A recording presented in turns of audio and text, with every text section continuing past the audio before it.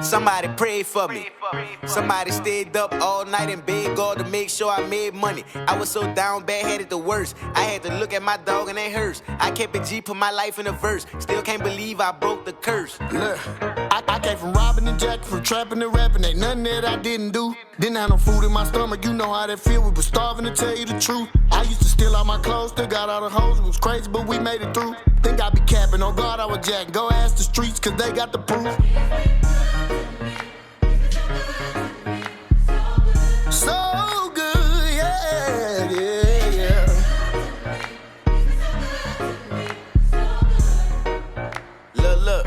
Look. I got some real ones living through me. Real ones love me, can't let you do me. We ain't been. I mean, if I go to jail, I prefer to go right here in Fulton County, in my city, right here in Atlanta, College Park, South Fulton, however you want to look at it. But as long as I go to Fulton County, you know what I'm saying? It just, even though they say that's the worst jail, that's the toughest jail, people getting stabbed, killed, that's what I'm used to. Excuse me. So I don't want to be in another county, you know what I'm saying? But of course, throughout my 60 times being locked up, I guess I would say like 2 of them was not in Fulton County. One is when we got caught smuggling the weed into Dooley State Prison. So that was out there in like Vienna somewhere. Big shots out to my partners down there in Vienna. But the other time was in Coweta County. Because, like once I got out the hood, I moved like 30 minutes outside of College Park to like Noonan, Georgia. Coweta County, shots out to my Noonan partners down there. But one day we was coming home, man, we had took my daughter Isabella to the endocrinologist. And we stopped, I think we probably stopped at my mama's house or somewhere where we stayed there, a little longer than what we expected. And when we left, it was nighttime. So you know how. But anyway, so we leave from Fulton County and come down to Noonan, Georgia, Coweta County. We was going home.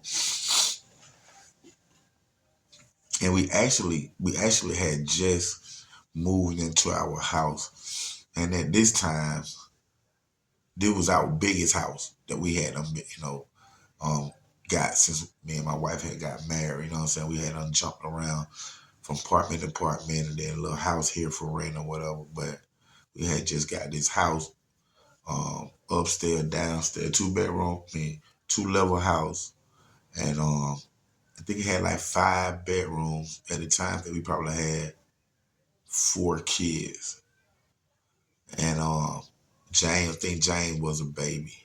Yeah, Jane was a baby and Isabella was a little older, but she was having her medical issues and stuff.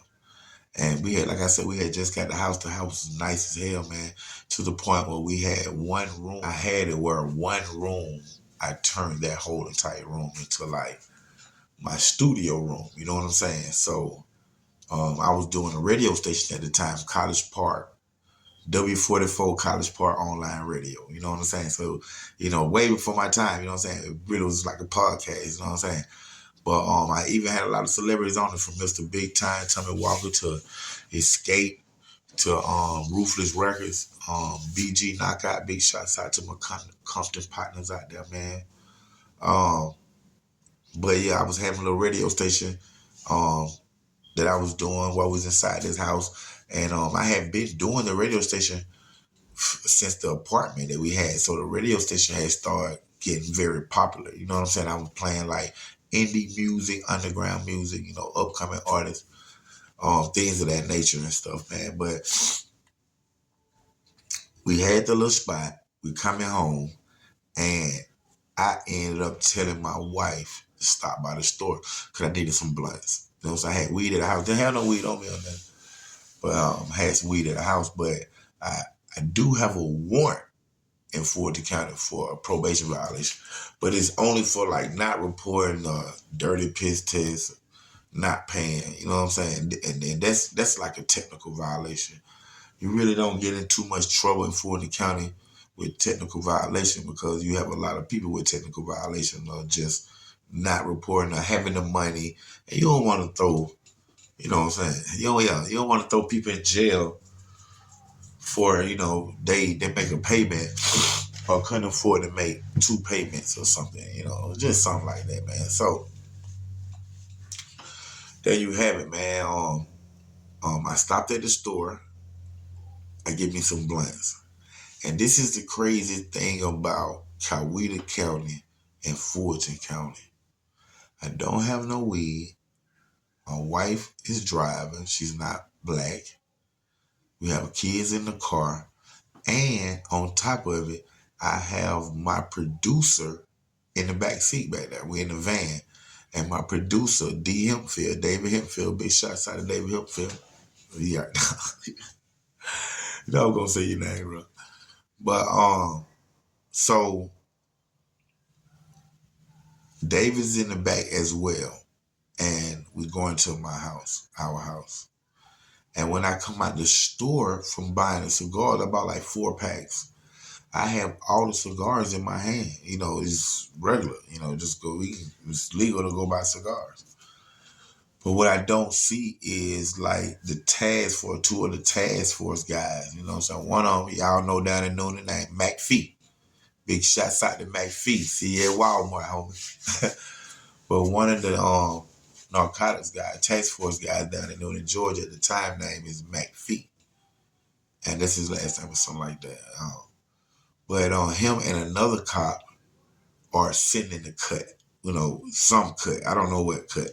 But they sitting back and I can't see them. They park somewhere and their lights off. And what they see is just me going into the store, come out the store, and I have blunts in my hand. That's all I got, cigars. But when they see the blunts, they felt that I had marijuana in the car, I guess. Because once we pull off, we go not even 30 seconds down the street before we make our right turn on our street. And as we pull in on our street, they are pulling us over. So right off the rip, I tell my producer, David, in the back, hey, man, I got to use my cousin's name. Tell my wife, which she already used to. She already used to me using my cousin's name. I don't use it several times and don't slid through. So this time, they come to the car, asking for her ID and stuff, driver license, regular stuff. Ask me what my name. I give them my name, they asked me for ID. I told them I didn't have it, which, of course, I always throws up the red flag with the cops. But, we're more concerned on, hey, man, what's going on? Why y'all pull us over, man? Like that, which they won't give us no explanation on why they pulled us over. But now they're more focusing on me not having no ID and trying to identify me.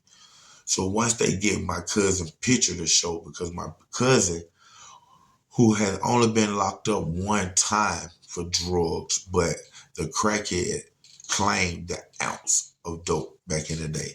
But they did have a mug shot of my cousin. You know what I'm saying? So that mug shot comes up. And when they see the difference, they know that I'm not that person. So now you have 3-4 cars. Now you have guns drawn. Now you have them snatching me and my wife and leaving the kids in the car because they small kids.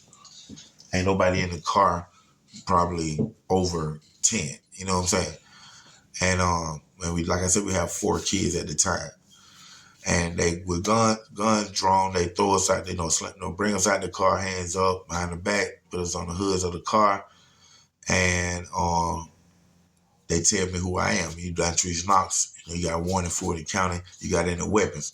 Of course, they're going to ask me, do I got any weapons? Because my record's going to show that I'm a weapon affiliated homie.